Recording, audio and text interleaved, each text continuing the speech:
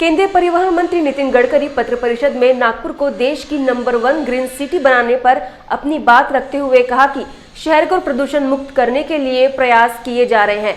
प्रमुख रास्तों को ओवरब्रिज के माध्यम से सीधे रिंग रोड को जोड़ने की योजना की जा रही है।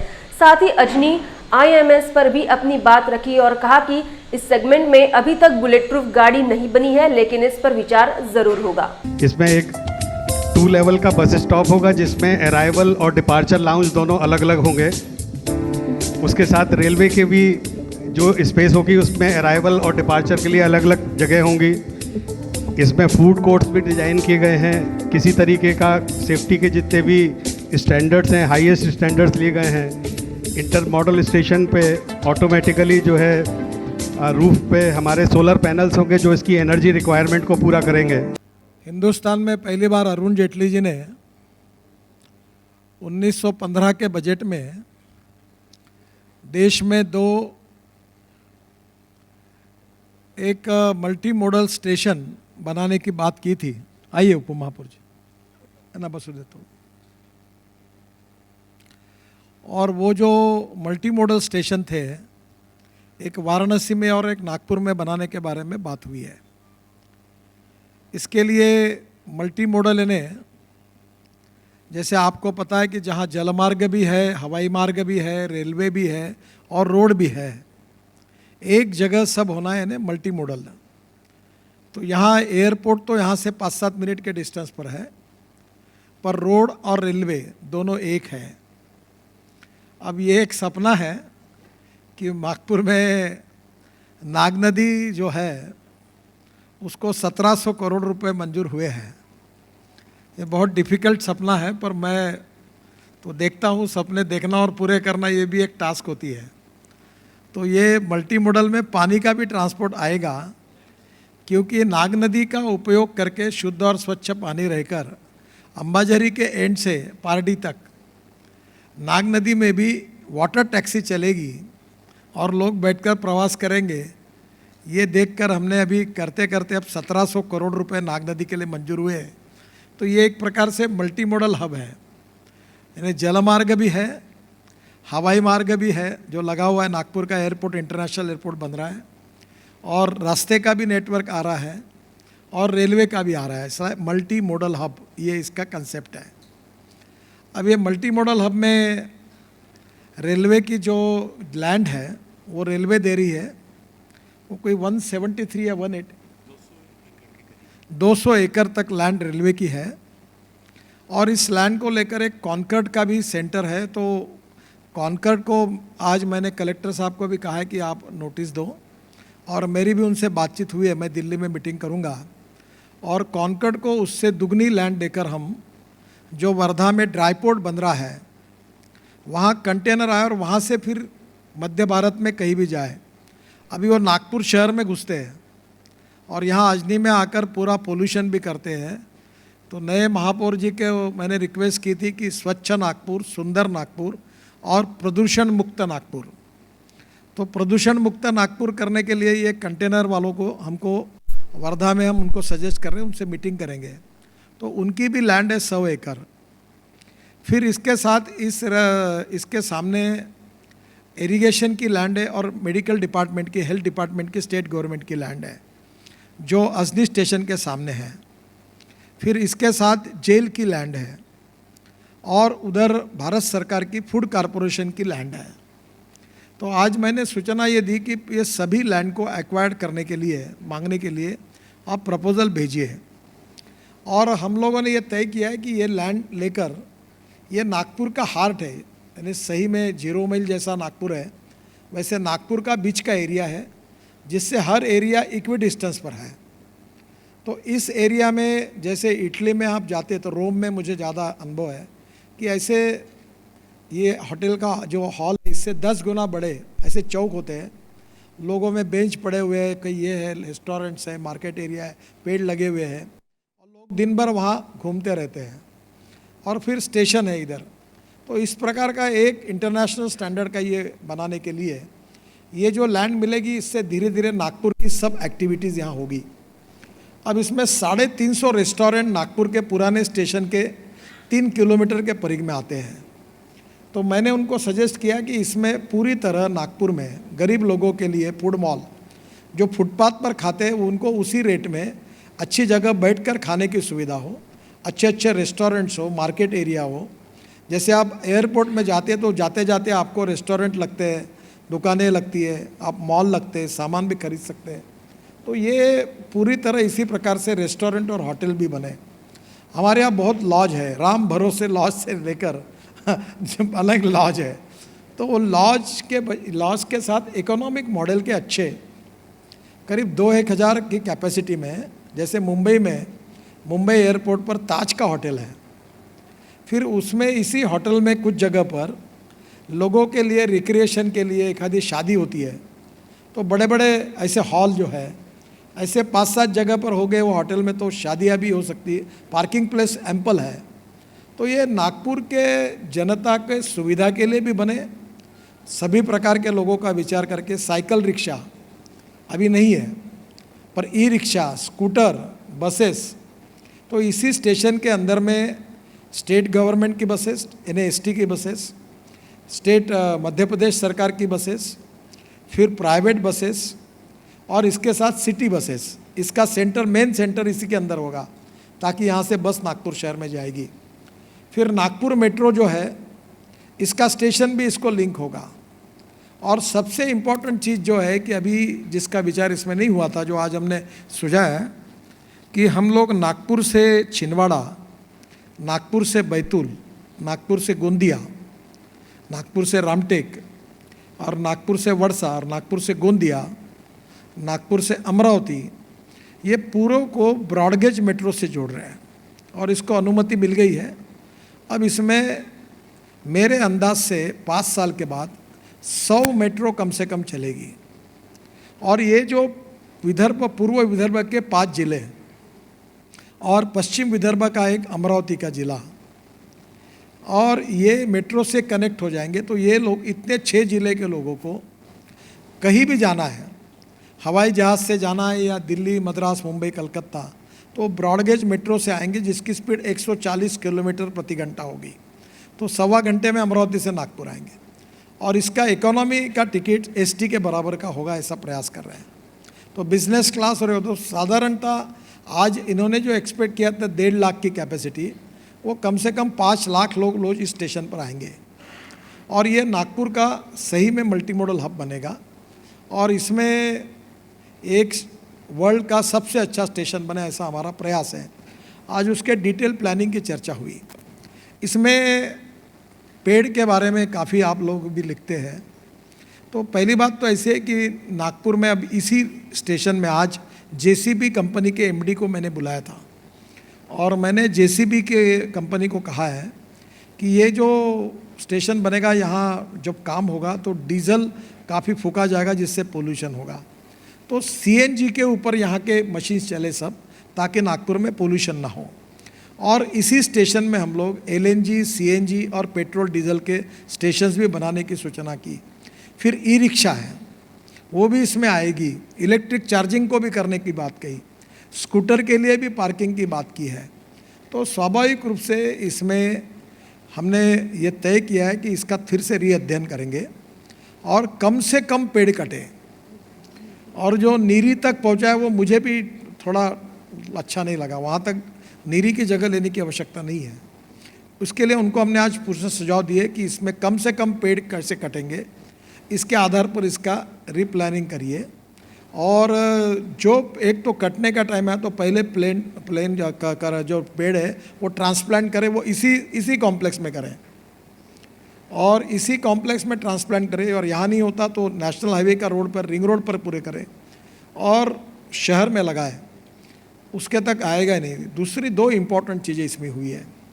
एक, ये स्टेशन से रिंग रोड तक सब दिशा में जाने के लिए सीमलेस ट्रैफिक कैसे बने।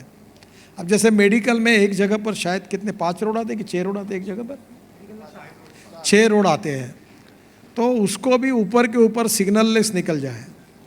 अभी हमारे अशोक चौक पर भी हम लोग ऊपर में एक रोटरी बना रहे हैं। तो धीरे धीरे इस स्टेशन के दृष्टि से कोई भी ट्रैफिक सिग्नल चारों दिशा में लोग तुरंत जा सके, इस प्रकार के रोड बनाने के लिए इसका ट्रांसपोर्ट प्लानिंग करने के लिए ऑलरेडी शुरुआत थी। आज मैंने कहा कि डिटेल में लोगों के सुझाव लो, एमएलए, हमारे एमपीज़, हमारे नगर सेवक, कारपोरेटर्स और पब्लिक के भी सुझाव, एनजीओज, संस्था है, उनका भी सुझाव लो और पत्रकारों को भी। और आप सब सुझाव दीजिए। अग्रवाल साहब के पास एक वेबसाइट खोल देंगे और उसमें आपके जो भी सुझाव है, क्योंकि पहले आपको जानकारी मिले कि ये क्या हो रहा है, फिर आपके सुझाव दीजिए, सबका विचार करेंगे। दूसरी बात जो रेलवे के है, आज मैंने सुझाव दिया कि रेलवे के जितने कर्मचारी हैं उनको आज से 3 गुना अच्छी फैसिलिटी मिलनी चाहिए। स्कूल मिलेगी, उनको प्लेग्राउंड मिलेगा जो आज है वैसे ही, जितनी आज की सुविधा है उससे 3 गुना अच्छी सुविधा। और पहली प्रायोरिटी उनकी टाउनशिप पहले बनेगी। अब वो टाउनशिप बनते समय पेड़ काटने के लिए कोई खाली जगह है, वहाँ ये बनेगी तो पेड़ काटने की संभावना कम होगी। तो वो भी मैंने आज कहा कि ये भी देखो कि इसमें पेड़ कैसे कम कटेंगे। तो ओवरऑल पेड़ एक तो कटे नहीं, कम से कम कटे, पहले तो ट्रांसप्लांट हो। और इसमें इन्वायरमेंट के बारे में कंस्ट्रक्शन में भी सीएनजी का उपयोग कर रहे हैं डीजल के बजाय। तो eco friendly, ecology and environment का विचार करते हुए ये स्टेशन बने और उसका मैक्सिमम ट्रांसपोर्ट मोड इलेक्ट्रिक हो। और अब मैंने भी तय किया है कि अब कल से इसके बाद मैं नागपुर में, मेरी बुलेट प्रूफ गाड़ी है सरकार की, अब बुलेट प्रूफ इलेक्ट्रिक की गाड़ी तो बनी नहीं है, पर मैंने तय किया है कि अब इसके बाद नागपुर में मैं इलेक्ट्रिक गाड़ी में ही घूमूंगा, ताकि वो डीजल पेट्रोल की गाड़ी नहीं। और मैंने महापौर साहब को कहा कि उनकी गाड़ी भी वो सीएनजी पर कन्वर्ट करें और पूरे नागपुर में Nagpur corporation, mayor, deputy mayor, ताकि नागपुर ये प्रदूषण से मुक्त हो। स्वच्छ नागपुर, सुंदर नागपुर और प्रदूषण मुक्त नागपुर और ग्रीन नागपुर हिंदुस्तान के नंबर 1 की ग्रीन सिटी बने हैं। और इकोलॉजी एंड इन्वायरमेंट हमारी प्राथमिकता है, वो पहले ही है। तो इसलिए ये स्टेशन जो होगा इसमें इलेक्ट्रिक ट्रांसपोर्ट, जो ब्रॉडगेज मेट्रो का आएगा, इलेक्ट्रिक बसेस आएंगी, तो स्वाभाविक रूप से नागपुर का पूरा जो इसका जो चित्र है वो पूरा इसका प्लान अभी ये रखा है, बहुत सुंदर है, फिल्म भी आपने देखी है। इसमें और सुझाव लेकर इसमें जो भी सुधार करना है वो करके आपके सबके सुझाव देके फाइनल होगा। और फर्स्ट फेज़ में मैंने ये कहा कि लैंड पूरी ले लो, और फर्स्ट फेज़ और सेकंड फेज़ 2 फेज़ में फिर काम करेंगे। और फर्स्ट फेज़ में पहला काम मैंने रेलवे का जो पुनर्वसन है अच्छे क्वालिटी का, स्कूल से लेकर प्लेग्राउंड से लेकर सबके मकानों तक, ये पहला काम तुरंत करिए और बाद में फिर हम बाकी कामों की शुरुआत करेंगे। और महाराष्ट्र सरकार के भी विनंती करेंगे कि अगर वो देंगे तो इसमें जेल की जगह के बारे में बीच में बात हुई थी, तो हम लोग भारत सरकार के जो है उसके लिए तो मैं बात हुई है मेरी, फूड कॉरपोरेशन की जगह ले रहे, और ये इरिगेशन और इनके बदले में हम उनको बांध के भी दे सकते हैं। जो भी उनका प्रपोजल होगा वो हम लोग करेंगे। और महाराष्ट्र के मुख्यमंत्री और यहाँ के पालक मंत्री, उनसे भी सबसे अनुरोध करेंगे कि नागपुर में ये भव्य 1200 करोड़ मेरे मिनिस्ट्री ने इस प्रकल्प के लिए दिया है। रेलवे अपनी ये पूरी जगह दे रही है, तो महाराष्ट्र सरकार भी हमारे साथ आए और शहर में वर्ल्ड का सबसे बेस्ट और सुंदर, स्वच्छ, सुंदर और प्रदूषण से मुक्त पब्लिक ट्रांसपोर्ट का ये मल्टी मॉडल हब, और जिसको नाग नदी अच्छी बनने से एक वाटरवेज का भी जुड़ेगा। तो वाटरवेज, रोडवेज, एयरवेज और रेलवेज, चारों का लगभग एक जगह पर ऐसा ये बन रहा है। तो ये एक नागपुर में अपने आप की एक विशेषता है। मेरा आपसे अनुरोध है कि आपके बिल्कुल सुझाव भी दीजिए, और इस प्रकल्प को आपका सपोर्ट चाहिए। आपके समर्थन के बिना ये नहीं होगा, और इसलिए आप मीडिया से भी इसको सपोर्ट करिए।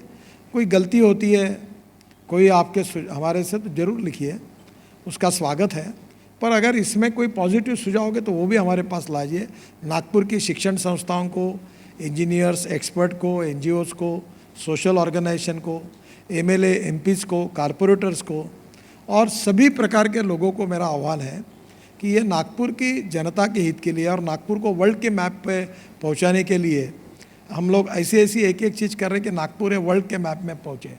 तो उस भाव से ये हो रहा है, और मेरे डिपार्टमेंट 1200 करोड़ इसमें फर्स्ट फेज में खर्चा कर रहा है। फिर इसके बाद जब और पैसा जनरेट होगा तो रेलवे की कारपोरेशन जो है वो RTNL ना, RVNL और NHI दोनों मिलकर एक बनाकर ये हमने एक ये बनाया है जॉइंट वेंचर में, और वो ये कंपनी बनेगी, एसपीवी बना रहे, स्पेशल व्हीकल, और ये दोनों इसके मालिक हैं ना, गवर्नमेंट ऑफ इंडिया मालिक है। ये कोई इंडिविजुअल का प्रोजेक्ट नहीं है, जनता के लिए बना हुआ प्रोजेक्ट है, और इसलिए आप लोग उसमें सहयोग करिए। मैं परिचय कर देता हूँ, मनोज कुमार हमारे मेंबर है NHI के, और ये बहुत अच्छे अधिकारी हैं। आपको पता होगा कि दिल्ली और मुंबई के बीच में हमने 1 लाख करोड़ का हाईवे बना रहे हैं, और लैंड एक्विजिशन पूरी हो गई, और JNPT से लेकर दिल्ली तक, और मुझे बताते हुए खुशी हुई कि 1 लाख करोड़ का हाईवे का 50% काम हो गया है, और 1-1.25 साल में, मैं तो इनको पीछे पड़ा हूँ कि 1 साल में पूरा करो। तो मैं कभी कभी मजाक में कहता हूँ कि दिल्ली मुंबई हाईवे 1 लाख करोड़ का मैंने बना लिया, पर ये महानगर पालिका और कलेक्टर ऑफिस के सहयोग से मेरे घर के सामने केड़ीबाग रोड 7 साल से नहीं बना पाया। केड़ीबाग रोड बन रहा है, मैं भी सज़ा के रूप में महल में अभी तक रहने के लिए नहीं जा पाया हूँ। जब रोड बनेगा तो रहने के लिए जाऊँगा। मैं महल छोड़ने वाला नहीं हूँ, तो मैं स्टेशन को उधर ही मेडिकल चौक से ही आने वाला हूँ, तो मैं ज़्यादा दिन इधर ये रेलवे लाइन के इधर नहीं रहने वाला हूँ, उधर जाने वाला हूँ। तो मैं भी चाहता हूँ कि हमारे पूर्व नागपुर, दक्षिण नागपुर, उत्तर नागपुर, इनको, क्योंकि पश्चिम नागपुर में रोड अच्छे डेवलप है, ब्रिजेस हैं, तो मेट्रो भी अगर सब जगह अच्छी है तो उधर का एरिया भी एक्सेसिबल हो और अच्छा हो, और ये स्टेशन बने ना। ये जो पुराना ब्रिज है इसको तोड़कर नए ब्रिजेस का निर्माण करने का डिज़ाइन है, इसमें सब देख लीजिए आप। पार्किंग एम्पल है, ग्रीनरी अच्छी है, और रेस्टोरेंट, होटल्स, मॉल्स, सब प्रकार की सुविधाएं होगी, रोजगार मिलेगा। इस एक प्रोजेक्ट से कम नागपुर में 10,000 युवाओं को एडिशनल रोजगार मिलेगा। ऑटो रिक्शा, टैक्सी, बस इसके बाद में अलग होगा। जनता के लिए पब्लिक ट्रांसपोर्ट में आज कई घाट रोड पर बैठा है, कोई वाघाराम देवी के पास, कई तो फुटपाथ पे बैठे हैं।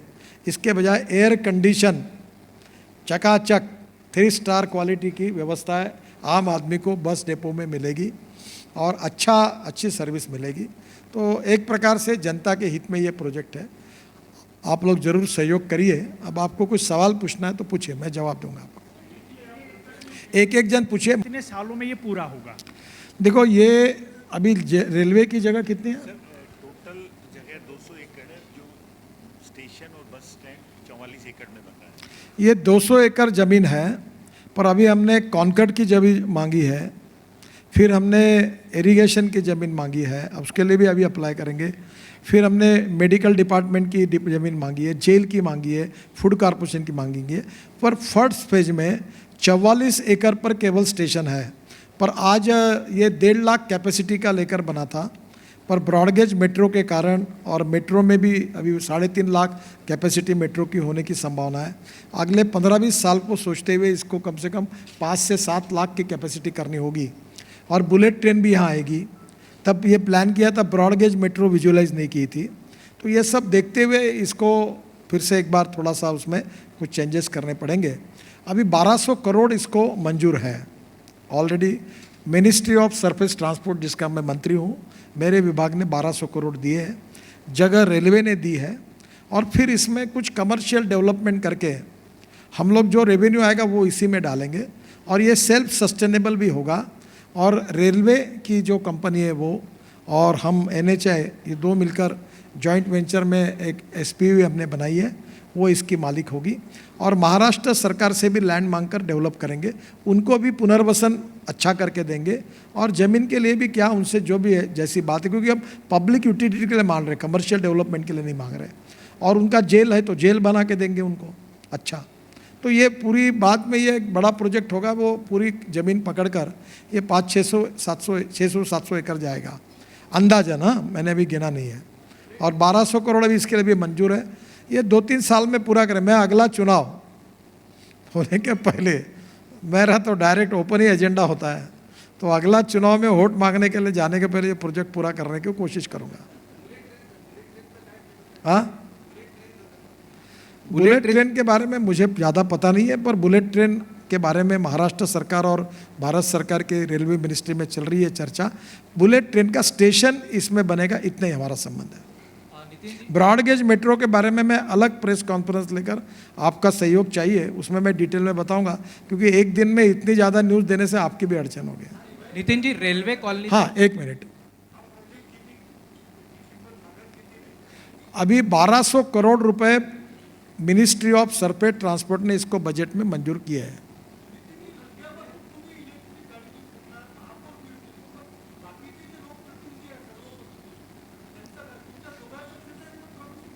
नाही, पत्रकारांनी पण फिरलं पाहिजे। मी तुम्हाला एक गंमत सांगतो, माझ्याकडे इलेक्ट्रिक गाडी आहे, 25,000 रुपये पेट्रोलचा खर्च 2,000 रुपयावर आला। तुमच्या जेवढ्या पत्रकारांजवळ तुम्ही पेट्रोलवर चालणारी गाडी चालवता त्याचा खर्च जर 8,000 रुपये असेल तर इलेक्ट्रिकचा खर्च 1,000 रुपये होईल, 6 ते 7,000 रुपये बचत होईल। आणि आता बायो CNG जो आहे, ज्याचे already auto rickshaw buses convert झाला, त्याचे 4-5 स्टेशनही तयार होऊन झाले, 2-3 चालू आहेत, ऑटो रिक्षा रोज कन्वर्ट होतात आहेत। तर याच्यामध्ये तुम्ही जर केलं तर 100 रुपये जर तुम्ही डिझेलवर खर्च करत असाल तर बायो CNGवर तुमचं 40 ते 45 रुपये मेंटेनन्स कॉस्ट कमी होते। महानगरपालिकेच्या जेवढ्या गाड्या त्या जर एक मी सुचवलं आहे, महापौरांना विनंती केली आहे की तुम्ही तुमच्या मागे आता एक हे करा, CNG स्टेशन टाका आणि येणाऱ्या नगरसेवकांच्या गाड्या, तुमच्या गाड्या सगळ्या CNGवर चालवा, यांची 8-8, 10-10 रुपये बचत होईल। त्याचबरोबर पोलीस कमिशनरांना विनंती करणार आहे मी की तुम्ही पोलीसच्या गाड्या कन्वर्ट करा। मी निरीला कन्वर्ट केली, निरीवाल्यांनी मान्य केलं की एन्व्हायरमेंटमध्ये आम्ही काम करतो, आम्ही CNG स्टेशनला जागा देतो, आमच्या गाड्या कन्वर्ट करतो। माझी पत्रकारांना विनंती आहे, नगरसेवकांना विनंती आहे, आमदारांना विनंती आहे की आपण आता पेट्रोल डिझेलच्या ऐवजी electric, ethanol, methanol, biodiesel, bio CNG आणि इलेक्ट्रिक, आता हायड्रोजन फ्युएल सेलचा मी प्रयत्न करतो आहे। आणि आता मी काल तुम्ही वाचलं असेल की लिथियम आयन बॅटरी पेच्या ऐवजी एअर ऑयन किंवा इतर मेटलच्या, ॲल्युमिनियम किंवा स्टील ऑयन याच्याकरता आम्ही स्पेशल रिसर्च करण्याकरता प्रयत्न करतो आहे की भारत याच्यात पुढे जावा। आम्ही स्क्रॅपिंग पॉलिसीला परवा काढला आहे, मीच ऑर्डर काढला माझ्या विभागातून की सरकारी गाड्या 15 वर्षांनंतर सगळ्या स्क्रॅप होतील आणि सगळ्या सरकारी कॉर्पोरेशनला ते लागू झालं। तर कॉर्पोरेशननी पण आता महापौरांनी काढावं की 15 वर्षांच्या गाड्या स्क्रॅप कराव्या। त्यामुळे हळूहळू आपण सगळेजणी, आणि Euro 6 जे BS6चे नॉर्म्स होते, तर BS4 वरून आम्ही उडी मारली आणि एकदम 6वर गेलो आणि ते पेट्रोल डिझेल पण त्या नॉर्मचं आणलं। त्यामुळे 70,000 कोटी पेट्रोल मिनिस्ट्री खर्च केले आहे, कारण पोल्युशन कमी झालं पाहिजे। तेव्हा नागपूरला प्रदूषणमुक्त करण्याकरता आमदार, खासदार, पत्रकार, सगळे ऑटो रिक्षेवाले, बसेसवाले, सगळ्या जनतेला माझं आव्हान आहे की convert from petrol diesel to CNG और इलेक्ट्रिक। आणि आता इथेनॉलचे पंप मंजूर मिळाले आहेत, त्याचेही पण बाईक आपण आता आणू, इलेक्ट्रिकच्या बाईक नागपुरात सुरू करायच्या आहेत। तर याच्यात सगळ्यांनीच सहकार्य करावं। नितिन जी, रेल्वे कॉलनीत हजारो जास्तीत जास्त 2 महिन्याच्या आत सगळं होईल, पण आता पहिल्या फेजमध्ये रेल्वेकरता जी क्वार्टर आणि याची जागा आहे ती आजच मी बसणार आहे, आत्ता रेल्वेवाल्यांशी बोलणार आहे आणि ते करून ते काम लगेच सुरू करू। रेल्वेचं पुनर्वसन पूर्ण झाल्याशिवाय मग त्यांना राहतील कुठे, जातील कुठे, तर फर्स्ट प्रायोरिटी त्यांचं काम पहिले करू आणि मग त्याप्रमाणे काम सुरू करू। नितिन जी, याचा एरिया कुठला राहील रिअलोकेशन? एक काय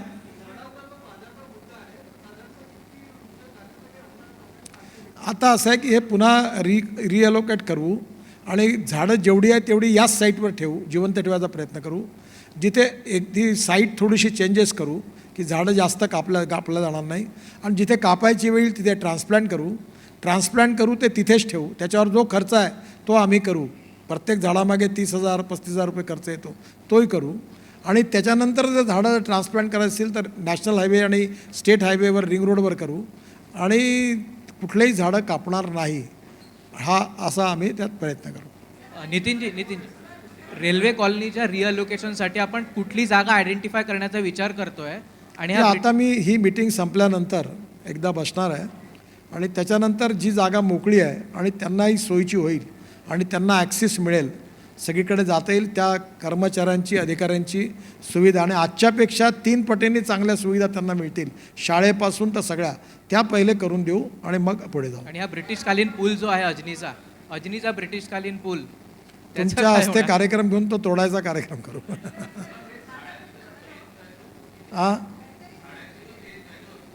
कशाची? हां मी यातला तज्ज्ञ नाही आहे. याच्यामध्ये जे ट्रान्सप्लांट करणारे जे तज्ज्ञ आहेत ते ठरवतात. मी एका तज्ज्ञाला पाठवलं होतं, त्यांनी मला अनऑफिशियली असं सांगितलं की 70% झाडं ट्रान्सप्लांट करता येतील. त्याच्यावर NHIमध्ये आता एक्सपर्ट बोलवून त्यांच्या सल्ल्याने काम होईल. आपण जर त्यातले तज्ज्ञ असाल तर काही सल्ला असेल तर देऊन द्या यांना. सर एक मिनट सर. सतीश दंडारे, नवभारत, नागपूर से.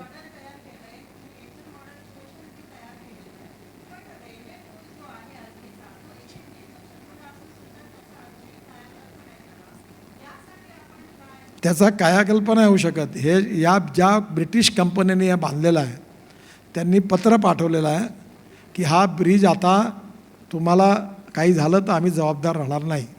त्याचं आयुष्य संपलं आहे, त्यामुळे त्याचा कायाकल्प होणं शक्य नाही. पण एक कालच माझ्याकडे प्रेझेंटेशन झालं आहे की जुने जे ब्यूल होते त्याच्यामध्ये आता एक जे कार्बन स्टील नवीन तयार झालं आहे आणि ते तशी स्टीलवाल्यांनी किमती वाढवल्यामुळे मी आता सगळे विकल्प शोधायला सुरुवात केली. तर ते कार्बन स्टील असं गोल असतं वायरसारखं इलेक्ट्रिकच्या, आणि त्याचं कॉन्क्रीटमध्ये टाकून त्याची स्ट्रेंथ खूप जास्त आहे. तर त्याच्यावर मी काल प्रेझेंटेशन पाहिलं परवा. रिलायन्सनी याची फॅक्टरी बडोद्यात सुरू केली आहे आणि स्टीलचा ते पर्याय आहे. तर त्याचं काल मी टेक्निकल प्रेझेंटेशन पाहिलं. रशियात आणि अमेरिकेत ते चालू आहे आणि अशा जुन्या पुलांना स्ट्रेंथन करायला ते वापरतात. पण आपल्या इथे त्याचे नॉर्म्स अजून ठरले नाही आहे. तर तरी पण हा जो पूल आहे हा आम्ही जतन नाही करणार, हा तोडणार आहे आणि याच्या ठिकाणी केबल स्ट्रीट ब्रिज बांधलेला आहे नवीन. जसा आपण रामझुला बांधला आहे ना तसा नवीन डिझाईन केला. सर एक आपने अभी ये कहा कि अजनी के समान. सर इधर. हाँ सर सतीश दंडारे, नवभारत से. अभी आपने कहा कि अजनी के आप समान. पत्रकार हैं? हाँ सर. अच्छा अच्छा, कौन से पेपर से? नवभारत से. अच्छा अच्छा. सर अजनी के समान वाराणसी में भी IMS बनने वाला है. ऐसा भी आपने बताया कि जेटली जी ने 2 प्रोजेक्ट दिए थे वाराणसी और अजनी को लेके, और हाल ही में जो वाया गोंदिया जबलपुर होते हुए जो एक रूट तैयार हुआ है उसमें इतवारी रीवा ट्रेन अनाउंस हुई है. तो क्यों ना अजनी ये इतवारी को अजनी लाके अजनी और वाराणसी से जोड़ दिया जाए तो दोनों IMS जुड़ सकते हैं. ये रेलवे के अंतर्गत विषय है. वैसे कृष्णा खोपड़े जी जो आमदार हैं ये मेरे पीछे पड़े कि नए स्टेशन का भी कुछ उद्धार होने वाला है. यहाँ अजनी में नया बन रहा है तो उन्होंने कहा इतवारी स्टेशन भी अच्छा बनाओ, पर अभी तक उसका अध्ययन हुआ नहीं, अभी तक कुछ उसमें हुआ नहीं आगे. आपका सुझाव है, ध्यान में रखेंगे. मल्टी मॉडल पैसेंजर हब आणि multi modal goods hub, cargo hub. जसं नागपूरचा एअरपोर्ट होता हा मल्टी मॉडल कार्गो हब होता आणि त्याच्यातून आपण तो डेव्हलप करतो आहे मिहानचा. याची सुरुवात झाली. तसं मल्टी मॉडल लॉजिस्टिक हब जे आहे ते नागपूरच्या बाहेर न्यायचं, ते इथे ठेवायचं नाही. तर नागपूरच्या मेट्रोपॉलिटन एरियाच्या बाहेर, आणि तुम्ही पण मदत करा की इतवारी गांधीबागमधले सगळे गोडाऊन, मला माहीत आहे काही लोक नाराज होतील, पण तुम्ही याला मदत करा की हे सगळ्या नागपूर शहराच्या रिंग रोडवर न्या. दुसरं, नागपूर शहरात ट्रक, कार, वर्कशॉप सगळ्या रोडवर सगळ्यांनी टाकले आहेत. कामठी रोडपासून बॉडी बिल्डिंग या सगळ्या नागपूर शहराच्या बाहेर रिंग रोडवर जागा घेऊन गेले पाहिजे. मी NHIच्या NITच्या चेअरमनला सुचवलं की तुमचं काम आहे की तुम्ही जागा लोकेट करा आणि या लोकांना पर्यायी जागा देऊन नागपूर शहरात बाहेर न्या. म्हणजे नागपूर शहरात रोडवर ॲक्सिडेंट होणार नाही, ट्रॅफिक जाम होणार नाही आणि पोल्युशन होणार नाही. तर हे पुढे ट्रान्सपोर्ट हब जे आहे कार्गो हब, हे आता वर्धेला जे माझ्या विभागातर्फेच मी ड्रायपोर्ट बनवलं होतं मी शिपिंग मिनिस्टर असताना, ती जागा आता NHIकडे यांच्याकडे झाली आहे आणि तिथे आम्ही आता मोठा लॉजिस्टिक पार्क डेव्हलप करतो आहे. आणि तो लॉजिस्टिक पार्क वाढून तिथेच आम्ही कॉन्कॉर्डलाही पण म्हटलं की तुम्ही तिथे या अजनीवरून, आणि तिथे वेळ पडली तर आम्ही अजून जागा ॲक्वायर्ड करू आणि विदर्भातलं, महाराष्ट्रातलं आणि देशातलं सगळ्यात मोठं लॉजिस्टिक हब सिंधी रेल्वे तिथे बनवतो आहोत. आणि त्यामुळे नागपुरातले पण गोडाऊन हळूहळू सिंधीला गेले तर पुढले 10 वर्षानंतर नागपूर एवढं डेव्हलप होऊन आला आहे की आता खापरी, गुमगाव आणि बुटीबोरीपर्यंत नागपूर एक होऊन जाईल. त्यामुळे आता नागपूरचा 25 वर्षाचा विचार करताय, पलीकडे जाऊन विचार करावा लागेल. आणि म्हणून वर्धा जे सिंधीचं आहे ते लॉजिस्टिक हब आम्ही डेव्हलप करतो आहे.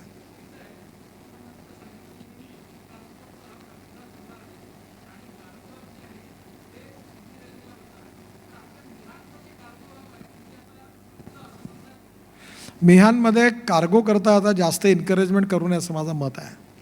मिहानचं कार्गो फक्त विमानातून जो माल जातो आणि येतो त्याच्याकरताच फक्त राहील, ते बेसिकली बाकी करता नाही आहे. आणि मी जे वर्धेचं जे हब आता सांगतो आहे, जे सिंधीला, वर्धेला नाही सिंधीला, ते तिथे आपण नागपूरचं भविष्यातलं सगळ्यात मोठं लॉजिस्टिक पार्क हा तिथे करतो आहे आणि ऑलरेडी तोच ही जागा निवडलेली आहे. पहिल्यांदा देवेंद्रजीं मी बोलून ते जे प्रश्न त्यांनी विचारला तो बरोबर आहे.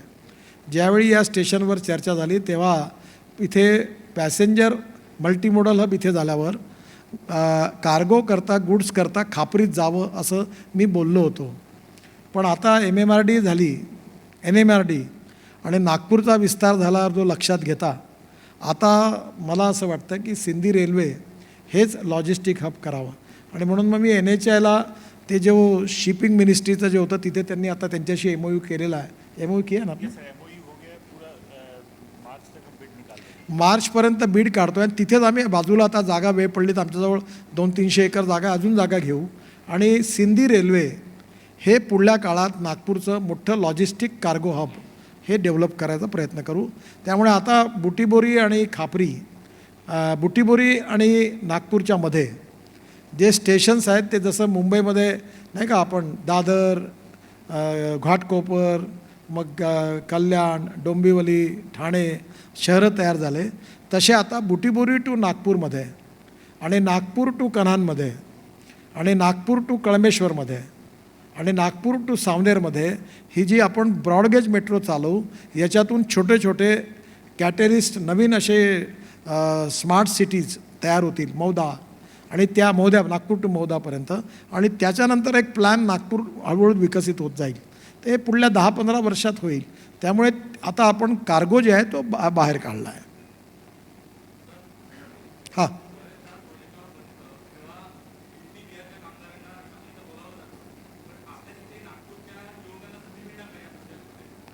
असं तुम्ही कसं म्हणता? मी स्वतः लक्ष घालून माझ्याकडे एम्प्लॉयमेंट एक्सचेंजचं कार्यालय आहे. आता बिचारा मंडलेकर आज हॉस्पिटलमध्ये ॲडमिट आहेत ते चेन्नईला, त्याच्याकडे काम दिलेलं आहे. मी आज माझ्याकडे तुम्ही झाले तर माझ्या कॉम्प्युटरवर 56,000 लोकांना नोकऱ्या दिल्या. म्हणजे मी नाही दिल्या 56,000, पण मिळालेल्या आहेत मिहानमध्ये. आणि आत्ता मी प्रत्येक येणाऱ्याला सांगतो की तुझ्या कंपनीत मी लिस्ट पाठवीन, त्याच लोकांना घ्यायचं. आणि रोज नागपूरचे ITI इंजिनियर, सगळे मुलं त्यांना काम मिळतं. तर मी त्यांच्याकडे सातत्याने काम, रोज मला आताही सकाळपासून 25 ॲप्लिकेशन मिळालं. आपण मेट्रोमध्ये आपले लोक लावलेत. तर कुठेही प्रायोरिटी नागपूर आणि विदर्भ इथल्याच तरुणांना या सगळ्या याच्यात काम आहे. आता जी मेट्रो देणार आपण ब्रॉडगेज, त्यात मला 2 लोकांनी ऑफर केला की 30 मेट्रो आम्ही विकत घेऊन लावायला तयार आहे. एकाने सांगितलं मी 5 मेट्रो घेतो पुण्याच्या. मी म्हटलं नाही. तर ही 30 मेट्रो ज्या आहेत ब्रॉडगेज 36 कोटीची एक आहे. तर ही नागपूर आणि विदर्भातल्याच युवकाला देण्याचा माझा प्रयत्न आहे, MSMEतून लोन काढून देखील. त्याच्यामुळे पूर्ण प्रायोरिटी आहे की विदर्भातल्याच मुलांना रोजगार मिळाला पाहिजे, या प्रोजेक्टचा फायदा मिळाला पाहिजे. याच्यात माझं अंडरस्टँडिंग क्लिअर आहे. त्यामुळे बाहेरून आहे, पण आपल्या इथे ज्या कामाकरता आपल्या इथून लोक उपलब्ध होणार नाही, तिथून बाहेरून लोक आणावं लागतील.